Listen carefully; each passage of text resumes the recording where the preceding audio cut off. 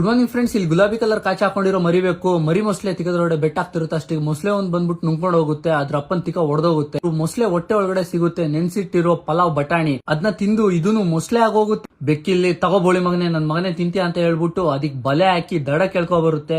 ಮರ ಕುಯ್ಯೋ ಮಿಷಿನ್ ಇಂದ ಅದನ್ನ ಒಂದೇ ಸಲ ಹಲಾಲ್ ಮಾಡಾಕುತ್ತೆ. ಅದ್ರ ಹೊರಗಡೆಯಿಂದ ಗಾಡ್ಜಿಲಾ ಬರುತ್ತೆ. ಬೆಕ್ಕಿನ ತಿಕ್ಕ ಹೊಡೆದೋಗಿ ತಡಿ ಬೋಳಿ ಮಗನೆ ನಿಂಗೆ ಬಂದು ಉತ್ತರ ಕೊಡ್ತೀನಿ ಅಂತ ಓಡೋಗುತ್ತೆ. ಅಷ್ಟೊತ್ತಿಗೆ ಇದು ಡಿಫಾರೆಸ್ಟೇಷನ್ ಮಾಡಕ್ ಸ್ಟಾರ್ಟ್ ಮಾಡ್ಕೊಳ್ಳುತ್ತೆ. ನೋಡಿ, ಮರ ಗಿಡಗಳೆಲ್ಲ ಕಡಿಮೆ ಆಗಿರೋದಕ್ಕೆ ಹೊರಗಡೆ ಸೂರ್ಯ ತಿಕ್ಕ ಸುಡ್ತಾ ಇದ್ದಾನೆ. ನೀವು ನಿಮ್ ಗರ್ಲ್ ಫ್ರೆಂಡ್ ನ ಕರ್ಕೊಂಡು ಪೊದೆಗಳಿಲ್ಲ ಅಂದ್ರೆ ಮ್ಯೋ ಮಾಡಕ್ ಎಲ್ಲಿಗಂತ ಹೋಗ್ತೀರಾ? ಇಲ್ಲಿ ಗಾಡ್ಜಿಲಾ ಸಿಕ್ಕಿದ ಪ್ರಾಣಿಗಳಿದ್ ಸಾಮಾನೆಲ್ಲ ತಿಂತಾ ಇರುತ್ತೆ. ಅಷ್ಟೊತ್ತಿಗೆ ಬೆಕ್ಕು ಸೀದಾ ಅದ್ರ ಲ್ಯಾಬ್ ಒಳಗಡೆ ಓಡೋಗುತ್ತೆ.